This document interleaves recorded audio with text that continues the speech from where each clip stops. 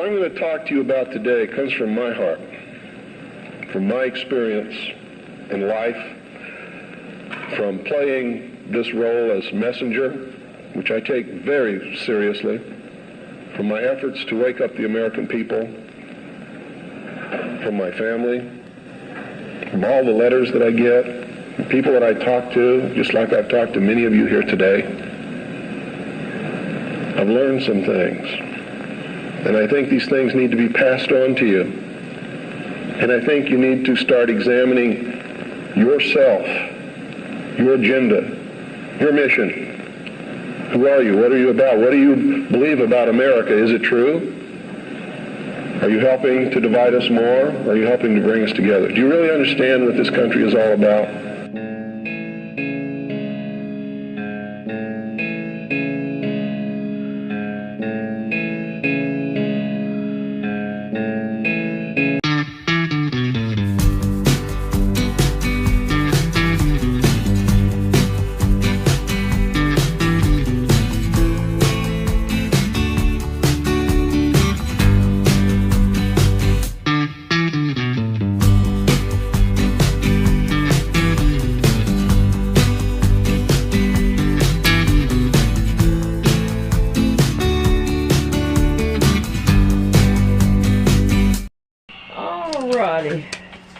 I got a comment that I got to comment on here too, just to try to make things plain and clear on things.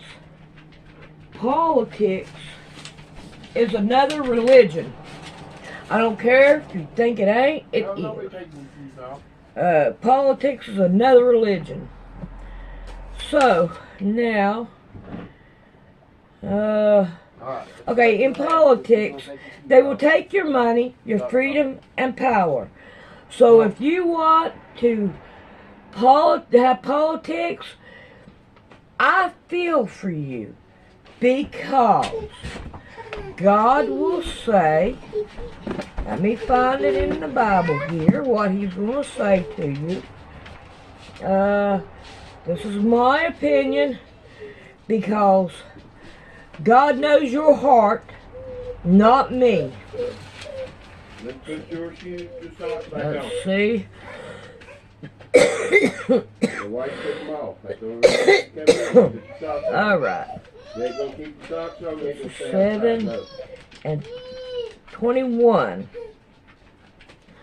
Not everyone that saith unto me, Lord, Lord, shall enter into the kingdom of heaven, but he that doeth the will of my Father which is in heaven.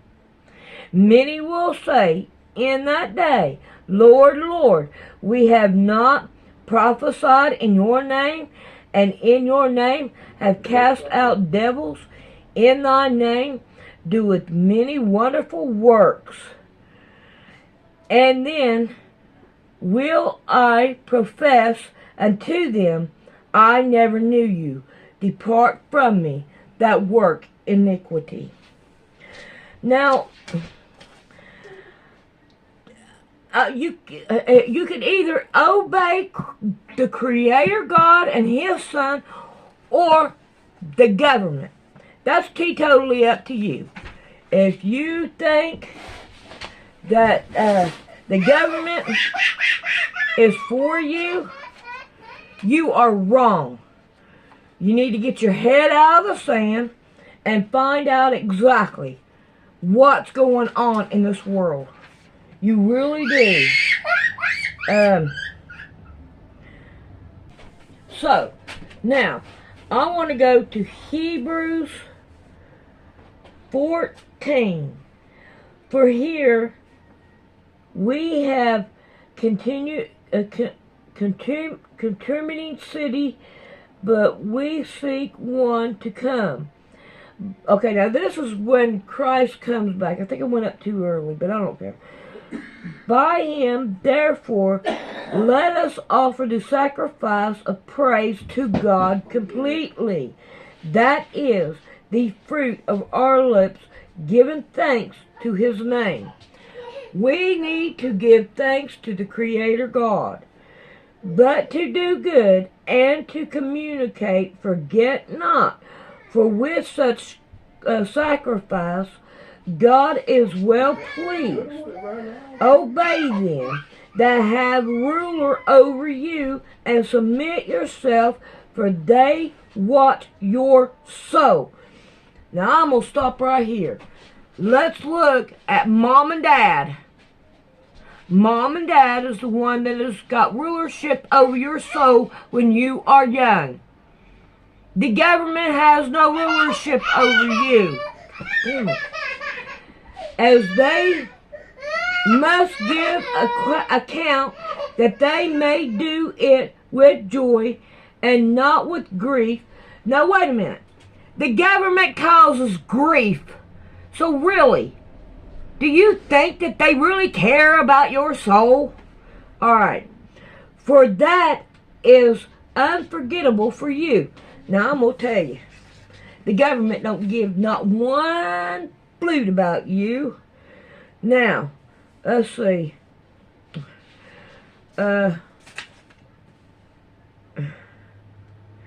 Okay, I gotta find the other Bible verse. Thought I had it, but I don't. Alrighty, Romans 13:1.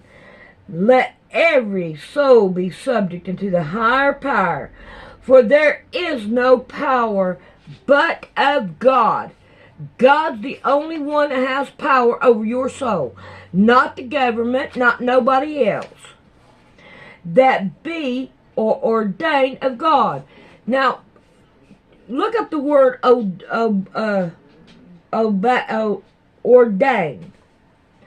Whosoever therefore resisteth the power, resisteth the ordinance of God himself. Alright, now, I'm going to go on, and I'm going to go back to Matthew. I don't remember if I read this one yet or not. I know I got 2:11. Now when John had heard in the prison the works of Christ, he sent 2 of his disciples, and said unto him, Art thou he that should come, or do we look for another one? So if you want to look for this other one, go for it. That's up to you. But the government has no authority over you or your soul. And that's up to you. If you want to go by politics, go by politics. That's your religion, not Jesus Christ, not the Creator, Father God. So that's what I got to say to you.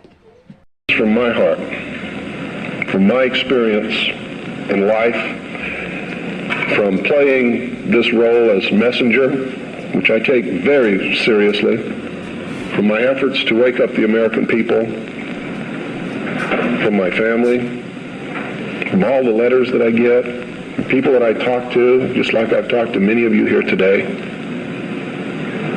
I've learned some things. And I think these things need to be passed on to you. And I think you need to start examining yourself, your agenda, your mission. Who are you? What are you about? What do you believe about America? Is it true? Are you helping to divide us more? Or are you helping to bring us together? Do you really understand what this country is all about? If you listened to shortwave radio throughout the 1990s, you were bound to invariably come across the sound of a captivating voice in the wilderness. That authoritative and self-assured voice for 5 nights a week would educate us, enlighten us, and most importantly, warn us of things to come. So they disguised their true intent and their true teachings, the esoteric, with a system of exoteric descriptions. That to the profane would mean one thing, and to the initiate or the adept would mean quite another. But that was then. This is now. What sort of creature inhabits the modern domain? Who is the modern man? That voice spoke to us of matters esoteric and exoteric, political and supernatural, scientific and lawful. That voice was world-renowned author, radio show host, and ex-Naval Intelligence Officer Milton William Cooper, otherwise known as Bill Cooper.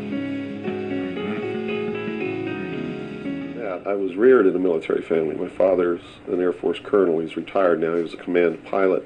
And I traveled all over the world, lived on military bases for most of my life. I was really an indoctrinated individual, you might say. I was as establishment as you could get, as gung-ho, pro-government, pro-America, pro-military.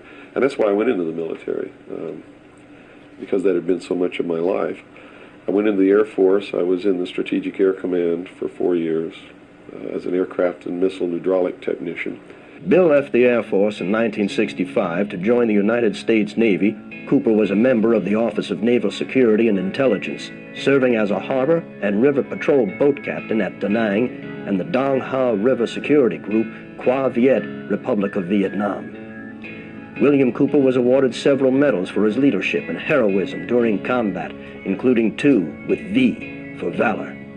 He served on the intelligence briefing team for the Commander-in-Chief of the Pacific Fleet. It was during this time Bill would witness something that would forever change his life. While we were on a transit from the Portland-Seattle area, on the surface, I actually saw, I was the port lookout, and I saw the most incredible thing that I think I've ever seen in my life. And it had such a profound effect upon my view of the universe and the world that we live in, that I wish everybody could experience this. I saw come up out of the ocean, from beneath the surface of the sea, a huge disc-shaped craft about the size of a Midway-class aircraft carrier, which is tremendous in size. Came up out of the ocean and rose into the air and tumbled on its axis and went up into the clouds, and I was awestruck, dumbstruck. And I mean dumbstruck, literally. I could not utter a sound. And my first impulse was to tell the officer of the deck that I'd seen a flying saucer, and then luckily for me, I couldn't talk. So I told the officer of the deck that I'd seen something about 15 degrees off the port bow at a relative distance of about 2.5 nautical miles. And he began to look in that area. And the starboard lookout had heard me tell him this, and he began to look over there. And it did something that, as far as I knew, was absolutely impossible. I'd been in the Air Force. I'd worked on the state-of-the-art of our aviation capabilities. And here I was on the deck of a submarine in the conning tower, and I knew what we had to be able to have to go underwater, and I knew that the two were incompatible. Here's something that came from under the water and flew in the air and performed maneuvers, and then came back down and interfaced with the water at tremendous speed and remained intact, which realistically, it never touched the water. The water sort of magically opened up in front of it, but something had to interface with that water. Anything that we had that interfaced with the water in that manner would have been disintegrated. It's like hitting a brick wall. So I was looking at a technology that, as far as our laws of physics and what we knew at that time, didn't exist. This was in 1966. But when we reached Pearl Harbor, we were not allowed to go ashore to go on liberty, even though we didn't have the duty. And about 2 hours after we berthed at the submarine base, a commander from the Office of Naval Intelligence came on board and debriefed each one of us individually in the captain's stateroom. And the ultimate outcome of the debriefing was that we didn't see anything, we didn't hear anything, and we had to read rules and regulations that told us that if we ever talked about what it was that we didn't see, that we could be imprisoned, we could be fined $10,000, we could lose all pay and allowances due or ever to become due. And I learned at that moment that the United States Navy didn't want anybody to know about what we saw, and that severe consequences could come down around the neck of anybody who did. This one event had started Bill on what would become a lifelong quest that would lead him into investigative territories such as extraterrestrial life, high-level government cover-ups, and the role secret societies play in all these scenarios. Bill had begun to publicly discuss his findings only to lose his leg after being forced off the road by people who would later visit him in the hospital, telling him to keep quiet. Bill went public once again, but made sure this time he was protected. Originally back, I guess when Bill was first starting to release all of this material, he had released a document called The Secret Government, subtitled The Origin, Identity, and Purpose of MJ-12. And Bill had spent a considerable amount of his fortune at that time, well, there was any fortune, but a considerable amount of his money, into the tens of thousands of dollars, to get this document released and disseminated across North America and the world. So he had mailed it to all sorts of congressmen, key political figures, as well as some friends and family and things like that, just so people would have this document in their hands. And that's how I protected myself, or at least that's what I thought would protect me, and so far it's proven to be right, was that if I got literally in front of the public overnight, in front of a large public, that they wouldn't do anything to me because it would substantiate what it was that I'm saying. And they certainly don't want to do that. It would also create a martyr. And martyrs create tremendously dangerous political movements that they don't want that either. So literally within a 24-hour period, I spent $27,000 mailing a thick packet of information all over the world to people I'd never heard of, didn't know. We went down and got some mailing lists and just mailed this stuff all over the world. And I've been in front of the public ever since. So I think basically those are the reasons. They don't believe that the public's really going to listen to me, and so far that's been true. There is a small group of people all over the world who are awakening, who are beginning to understand that they've been living their life in fantasy land, and who are actively seeking the truth. But by and large, when the secret power structure says, as I've put in the first chapter of my book, right out of one of their own technical manuals, that a nation or world of people who do not use their intelligence are no better than animals who do not have intelligence, and thus are stakes on the table by choice and consent, they're absolutely right about the majority of people. Bill was frightened for his life back in those days, and he needed some way to get the information out to a large number of people. And keep in mind, this was in the days long before the internet, so there was no real practical, very easy way for people to do this kind of disseminating their information or documents that they had. It was very difficult back in those days, and the only way would have been through probably the printed word would have been the easiest way. So that's what Bill had done. He had made many copies of this secret government. The Secret Government was an amalgamation of Bill's continued research into UFO phenomena and was first introduced at the MUFON Symposium on July 2nd, 1989 in Las Vegas, Nevada. The document highlighted his research into the UFO crash in the late 40s in Roswell, New Mexico, and documents that alluded to President Truman's knowledge of extraterrestrial life and his administration's efforts to keep it quiet. Cooper had seen these documents while serving in naval intelligence. But eventually, when they began to have confidence in me, I began to see things coming across my desk that were just absolutely incredible. And a lot of it is really hard to talk about because it's so far outside the normal concept of reality for the average American that they're going to find a hard time believing any of it.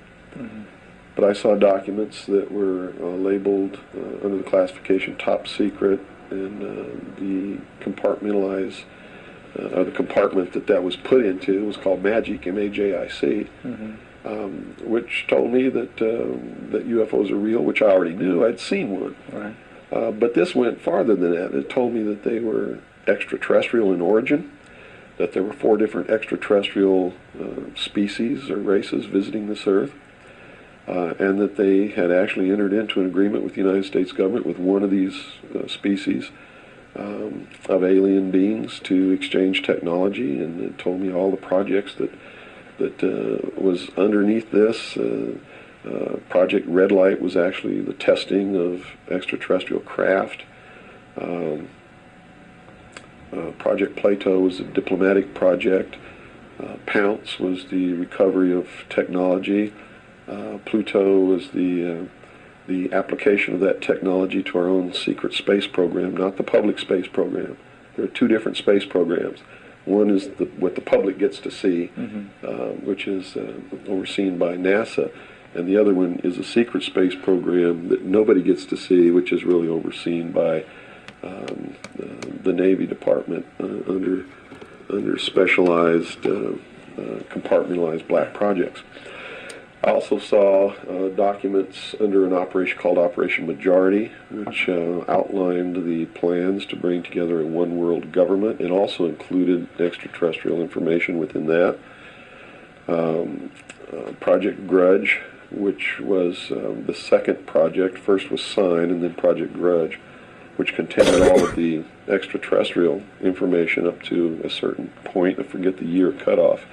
And then it was contained after that in another project called Project Aquarius, which was the accumulation of the whole history of alien interaction on planet Earth. But I have to say at this point that I don't know if those documents were really telling the truth or not. Bill, at this time, was acquiring a reputation as a UFO specialist. Unlike others in the movement at that time, Bill's credibility was unique because of his experience in naval intelligence. In the late 1990s, however, Bill reconsidered much of what he was saying, as his research led him to believe the technology he and others were witnessing may have been the creation of our own government, created and tested in areas such as the infamous Groom Lake, Area 51 in Nevada, where Bill filmed his documentary, Project Red Light.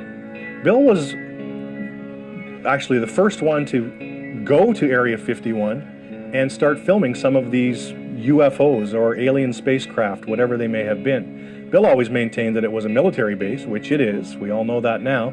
In the early days, the U.S. military refused to even acknowledge it existed until Bill Cooper got a satellite photograph from the Russians, which proved it existed. We could see the landing strips, all this kind of stuff, and clearly there was some sort of infrastructure there. There were buildings and something was happening. So Bill decided, and for a number of years, was taking expeditions up to Area 51, and he would take people there, and maybe one night they wouldn't see anything at all, but most nights there was some UFO activity. Doyle Shamley, a Gulf War veteran and Army reservist, had paralleled Bill's quest for answers. The two met at a research conference Doyle had been arranging, and soon the two became tight research allies. Doyle would eventually leave the reserve and join Bill in Arizona to conduct full-time research up until Bill's death. Then he realized his research at the time was heavily with Lars Hansen and many of them in the UFO realm. And he realized that most of them, and a lot of them upon admittal, and I have the documents, admitted to working for, either in the past or still being on CIA payroll. And he exposed them heavily, speaking engagements, and accused them of falsifying facts, as they called them, to steer people away from an eventual finding out of all the facts and send them down all these wild goose chases. In all the history of the world, folks, if we were really being visited by extraterrestrial life, don't you think we would have found one by now? Don't you think so? And how come the government always gets there first?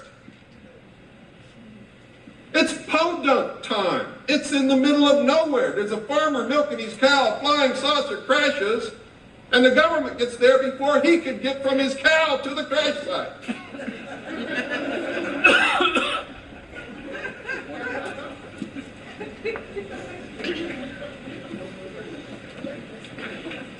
It's ridiculous, and I shudder to think that in the beginning, when I first came public, I may have been misleading somebody along those lines that this whole thing is being brought about by extraterrestrials. I think some of us were really used in the service of our country, and I'm very angry about that.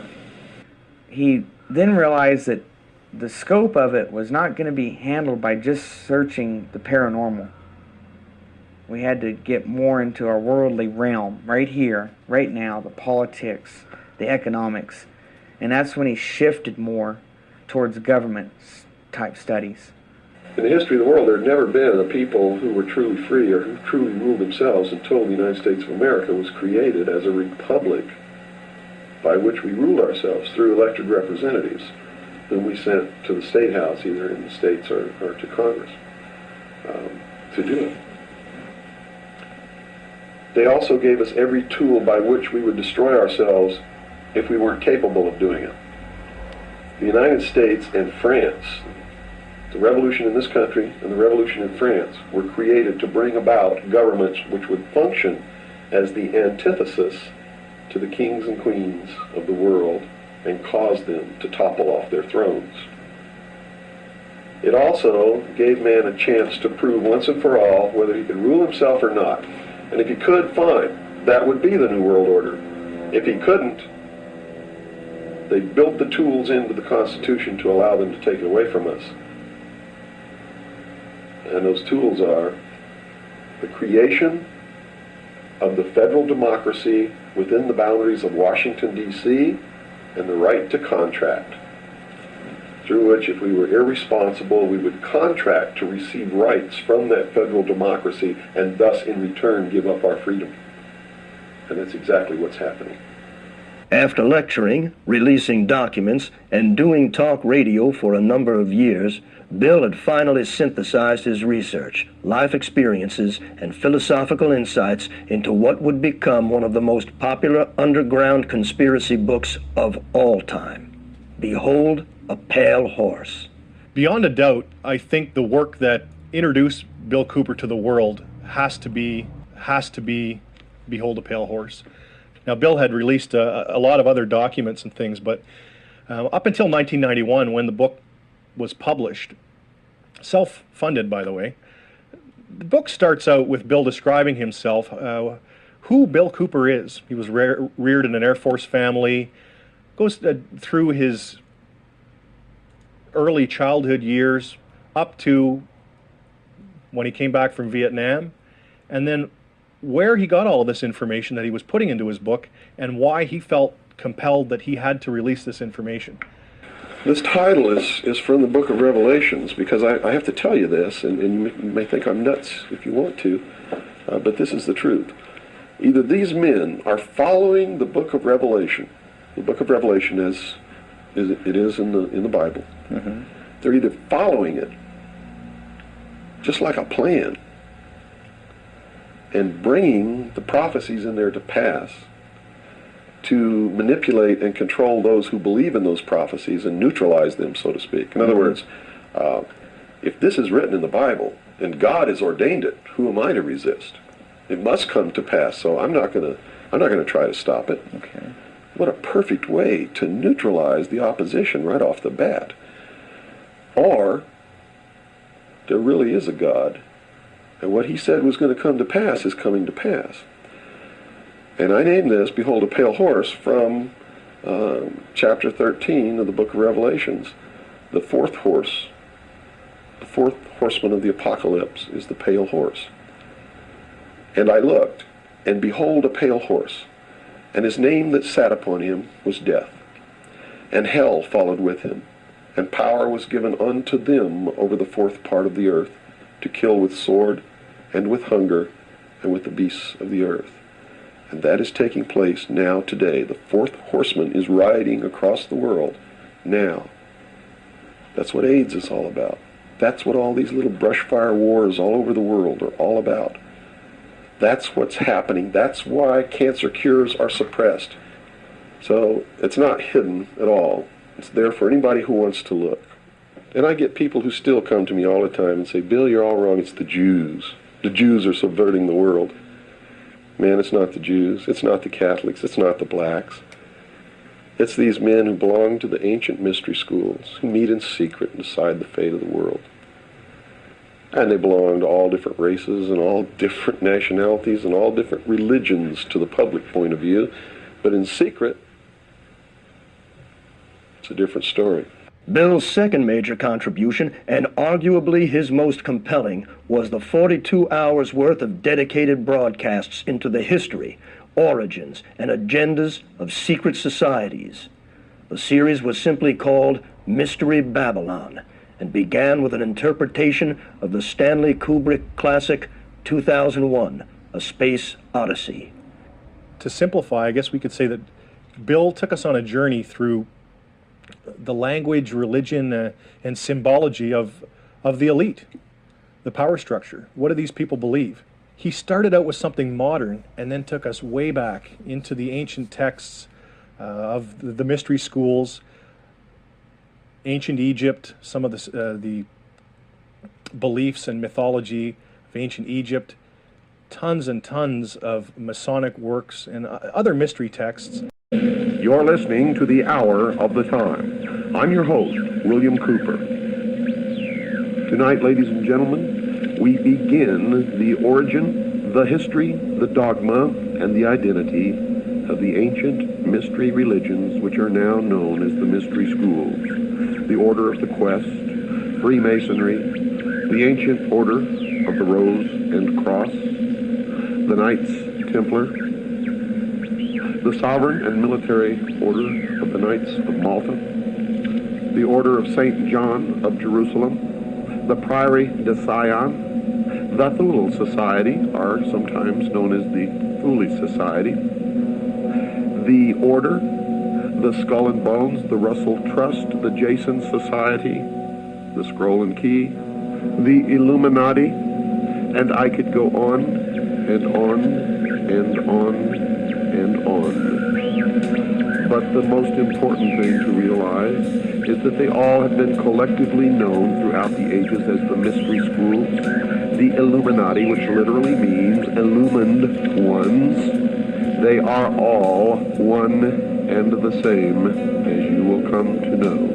And you will understand perfectly how they've been able to infiltrate all of our society. What you hear tonight does not necessarily reflect my views, our beliefs, our religion.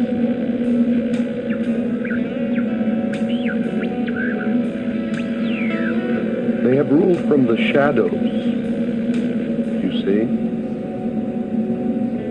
And they call themselves the guardians of the secrets of the ages.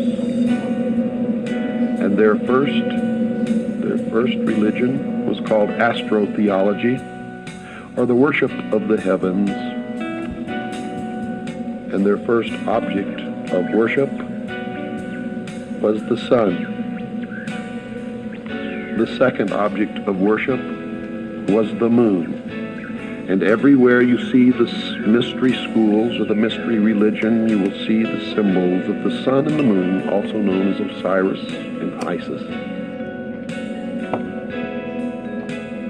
For in the religion of the mystery schools, they believed that man was held prisoner in the Garden of Eden by an unjust and vindictive God.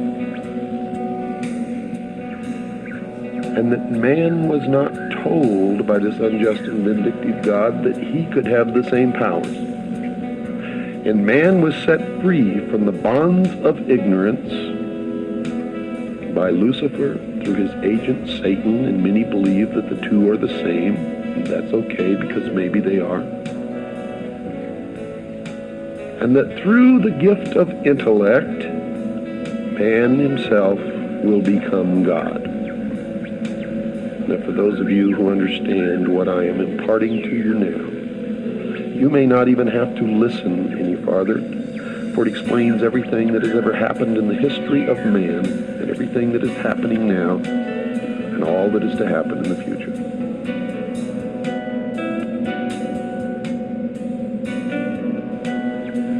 They believe that the tree-dwelling ancestors of man were among the most intelligent beings of their distant age. And when these creatures finally abandoned the trees and walked fully upright, freeing their hands to serve as implements of their minds as well as their bodies, there began the most successful evolutionary drive toward higher intelligence ever witnessed in nature.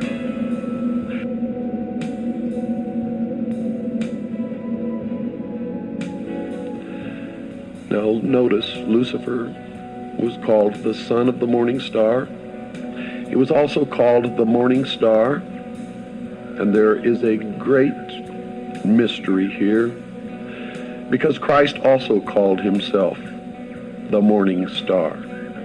But I have been told by those who have been initiated in the mystery schools that Christ and Lucifer are one and the same being. What you believe, of course, is your own business, and is not my intention to make you believe anything, but rather to impart to you what I have learned over many, many years of study into the secrets of those who worship the ancient mystery religions in secret for thousands of years.